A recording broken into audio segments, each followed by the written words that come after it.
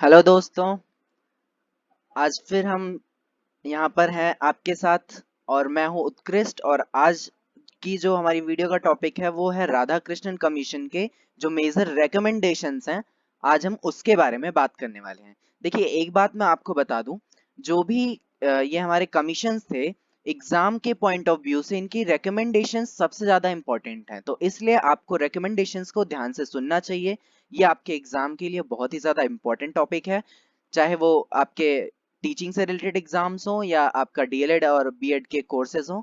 तो इसके लिए आपको इसे ध्यान से सुनना चाहिए। चलिए इसे शुरू करते हैं।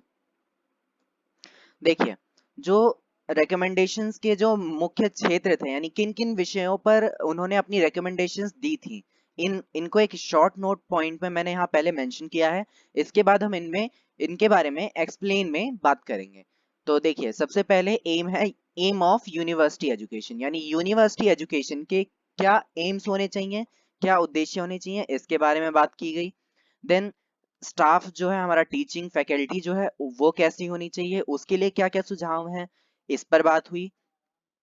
उसके बाद है स्टैंडर्ड ऑफ टीचिंग, यानी जो टीचर्स हैं वो किस तरह का पढ़ा रहे हैं, क्या उनका स्टैंडर्ड होना चाहिए, वो कहाँ तक पढ़े होने चाहिए, उनका कैसा लेवल हो। इन सारी बातों पर भी फिक्सेशन हुई और उन्होंने अपनी रिकमेंडेशंस दी। और किन कोर्सेज की पढ़ाई की जानी चाहिए, करवाई जानी चाहिए, जैसे साइंस के कोर्सेज हैं या टेक्नोलॉजी के कोर्सेज हैं और it is related to agriculture, तो इस पर भी उन्होंने अपनी रिकमेंडेशन दी। Then post graduation training and research, यानी ग्रेजुएशन के बाद पोस्ट ग्रेजुएशन में कैसी ट्रेनिंग एंड रिसर्च होनी चाहिए, उसको भी डिफाइन किया गया। देन प्रोफेशनल एजुकेशन, यानी कि ऐसे कोर्सेज जो प्रोफेशनली बच्चों को ट्रेन करें और एक कैपेबल सिटीजन बनाएं, तो इस तरह के कोर्सेज को भी अपनी रिकमेंडेशंस में राधा कृष्णन कमीशन ने जगह दी। उसके बाद है रिलीजियस एजुकेशन, यानी कि जो रिलीजन के लिए जो हमारी वैल्यूज डेवलप होनी चाहिए, उसका भी इन्होंने ध्यान रखा। और धर्म से रिलेटेड जो एजुकेशन दी जानी चाहिए, जो उनमें एक सद्भावना पैदा करे, इस तरह की एजुकेशन को भी उसमें जगह दी गई। तो उसके बाद है मोड ऑफ इंस्ट्रक्टिंग, यानी उनके पढ़ाने का क्या तरीका होना चाहिए। देन असेसमेंट, यानी एग्जामिनेशन पैटर्न क्या होना चाहिए, किस तरीके से उनको असेस किया जाए बच्चों को, इसको भी फिक्स किया गया। देन लोकल यूनिवर्सिटीज, यानी जो स्थानीय यूनिवर्सिटीज हैं, उनका क्या हाल है और उनके सुधार में क्या काम किया जा सकता है, इसके लिए भी बताया। देन है वुमेन एजुकेशन, यानी महिला शिक्षा के लिए भी एक खास स्थान दिया गया उनको अपनी रिपोर्ट में। Then students and their activities and their welfare, उनके वेलफेयर के लिए क्या काम किया जाए, इस पर बताया गया। आगे है proposals of Radha Krishnan commission on women education. Women education में क्या प्रपोजल्स थे? Proposal of Radha Krishnan commission on religious education, proposal on examination reforms, proposal on rusting training and country universities, यानी प्रादेशिक जो लोकल जो यूनिवर्सिटीज हैं, साथ ही साथ जो हमारी कंट्री की बड़ी यूनिवर्सिटीज हैं, उसकी देखभाल को लेकर भी पूरी तरह से ध्यान दिया गया। तो ये थे शॉर्ट पॉइंट्स। अब हम इसको एक्सप्लेनेशन में बात करेंगे।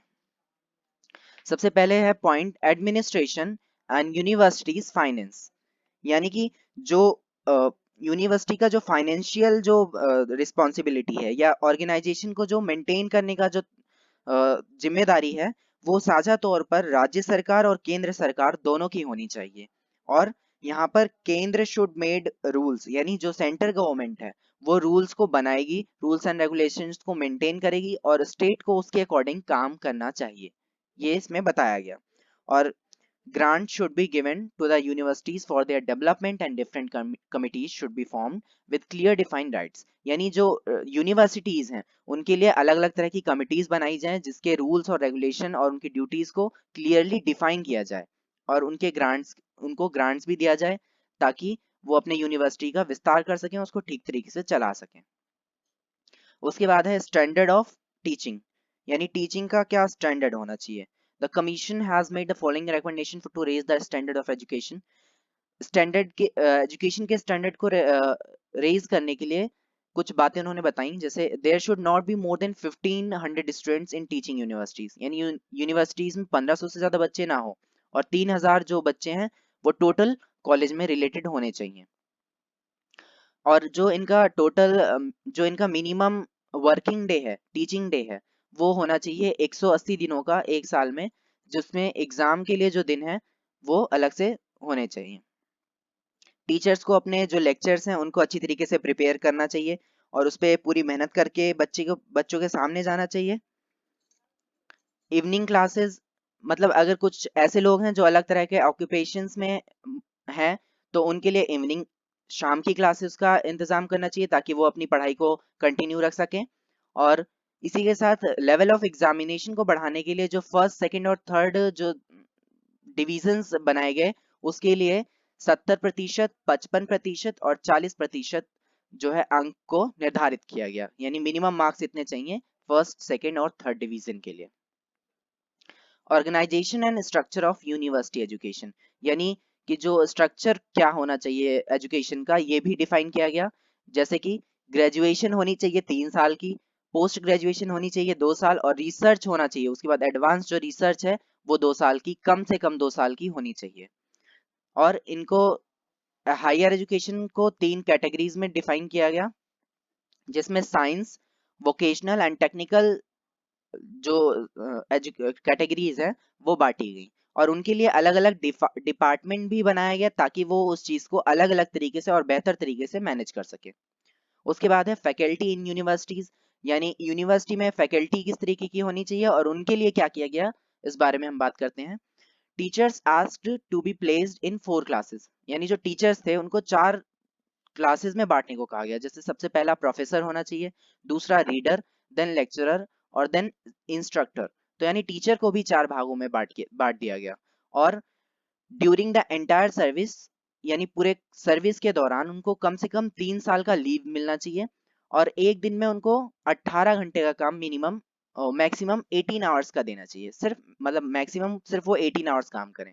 और इसके साथ साथ उनको रहने के लिए भी जो अच्छे घर वगैरह इस तरह के मतलब प्रोवाइड करने का प्रावधान बनाया गया। एम ऑफ यूनिवर्सिटी एजुकेशन, यानी जो हम यूनिवर्सिटी एजुकेशन ले रहे हैं तो उसका एम क्या होना चाहिए, एक कैपेबल सिटीजन को प्रोड्यूस करना, एक ऐसे सिटीजन को जो अपने लिए कुछ कर सके, जो देश के लिए कुछ कर सके, और to save and develop the culture and civilization, जो अपने कल्चर और सिविलाइजेशन को सेव करी, ऐसी एजुकेशन हो। और ऐसी एजुकेशन जो नए आइडियाज को प्रमोट करे और अलग अलग तरह के नॉलेज को प्रमोट करे। और ऐसी एजुकेशन जो स्पिरिट ऑफ इक्वालिटी, यानी इक्वालिटी, फ्रेटर्निटी और सोशल जस्टिस को डेवलप करे। To make new discoveries and invention, ऐसी एजुकेशन हो जो नई डिस्कवरीज करे, इन्वेंशंस करे। और साथ ही साथ जो स्टूडेंट्स हैं उनमें ब्रदरहुड की भावना लाए और यूनिवर्सलाइजेशन और इंटरनेशनलाइजेशन जैसी भावनाओं को बढ़ावा दे। इस तरह की एजुकेशन का एम उन्होंने तय किया। देन स्टैंडर्ड ऑफ टीचिंग, यानी टीचिंग की क्या स्टैंडर्ड होने चाहिए। In order to take care of high standard in teaching, the Commission also recommend providing refresher courses, यानी refresher courses को provide करने की बात कही गई।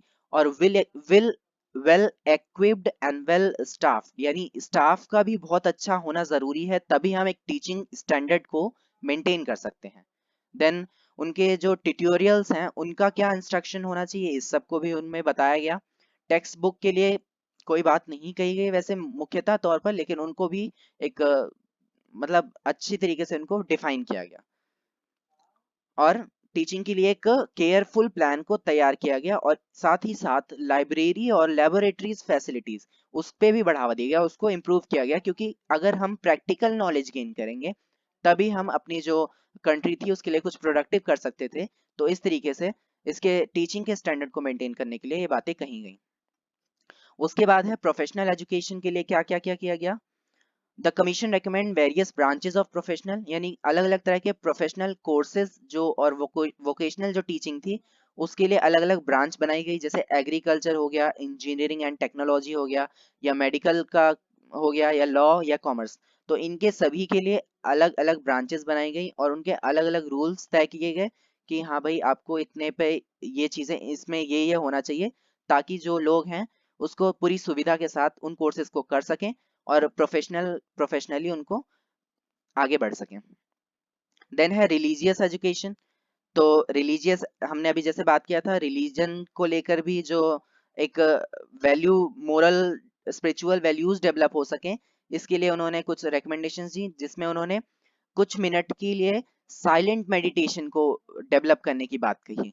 उसके बाद है मीडियम ऑफ टीचिंग क्या होना चाहिए, जिसमें उन्होंने मेन लैंग्वेज को यूज करने की बजाय यूटिलाइजेशन ऑफ रीजनल लैंग्वेज, यानी जो रीजनल लैंग्वेज है उसको यूटिलाइज करने की बात कही।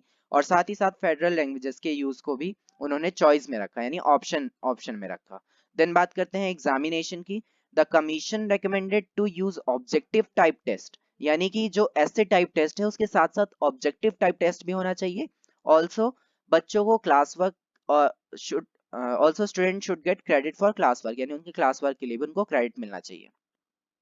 और उसके बाद वही बात है जो फर्स्ट सेकंड और थर्ड जो उनका डिविजन्स है उसका रिस्पेक्टिवली जो नंबर होना चाहिए, मिनिमम नंबर, वो 70%, 55% और 69%। सॉरी, थर्ड डिवीजन के लिए 40% है, फर्स्ट डिवीजन के लिए 70 और सेकंड डिवीजन के लिए 55 से 69%। इतना मतलब मिनिमम मार्क्स होना चाहिए, तो उस तरीके से उनके जो डिवीजन्स हैं वो डिवाइड होंगे कि वो उन्होंने कितना मार्क्स गेन किया। Also it recommends to remove grace marking system and vice versa exam should be avoided professional. और इसमें एक बात और इन्होंने कही कि जो एग्जामिनेशन है वो पूरे कोर्स के लास्ट में ना लेने की बजाय हर साल एग्जामिनेशन लेना चाहिए, हर साल उनको असेस करना चाहिए ताकि बच्चे उसके लिए प्रिपेयर रह सकें और ज्यादा बेहतर परफॉर्म कर सकें।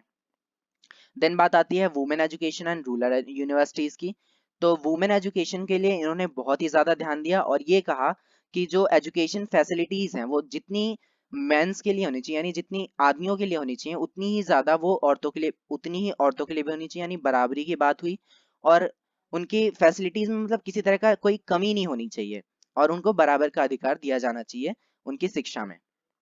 साथ ही इन्होंने जो ग्रामीण जो लोकल यूनिवर्सिटीज थी उनकी जो रिक्वायरमेंट थी, उनका जो कंस्ट्रक्शन वगैरह था, उन सब चीजों पर ध्यान दिया और उनमें एग्रीकल्चर की स्टडीज या सोशल लाइफ की जो स्टडीज है उन सारी चीजों को बढ़ावा दिया, ताकि इस तरह की जो हमारी अ, ये यूनिवर्सिटीज हैं वो एग्रीकल्चर वगैरह को बढ़ावा देकर हमारे देश को लायक बना सके एग्रीकल्चर के क्षेत्र में।